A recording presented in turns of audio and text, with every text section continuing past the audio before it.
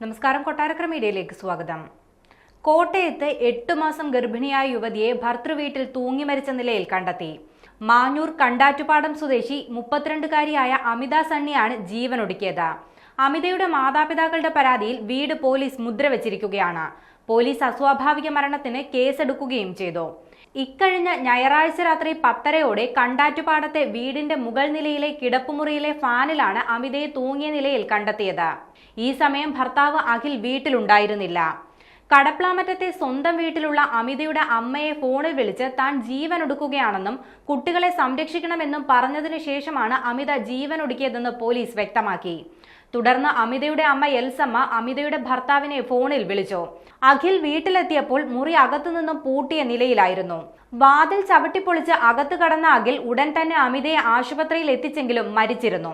4.5 വർഷം മുൻപായിരുന്നു ഇവരുടെ വിവാഹം നടന്നത്. ഇവർക്ക് 2 മക്കളുമുണ്ട്.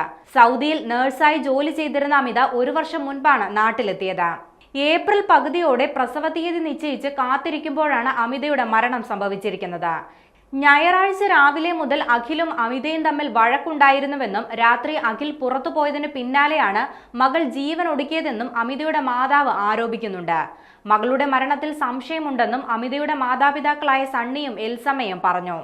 വിവാഹ സമയത്ത് 15 പവനും 2 ലക്ഷം രൂപയും അമിതയ്ക്ക് നൽകിയിരുന്നു. എന്നാൽ ഇപ്പോൾ അതിൽ ഒരു തരി സ്വർണം പോലും മകളുടെ പക്കൽ ബാക്കിയില്ലെന്നും എൽസമ്മ ആരോപിച്ചു.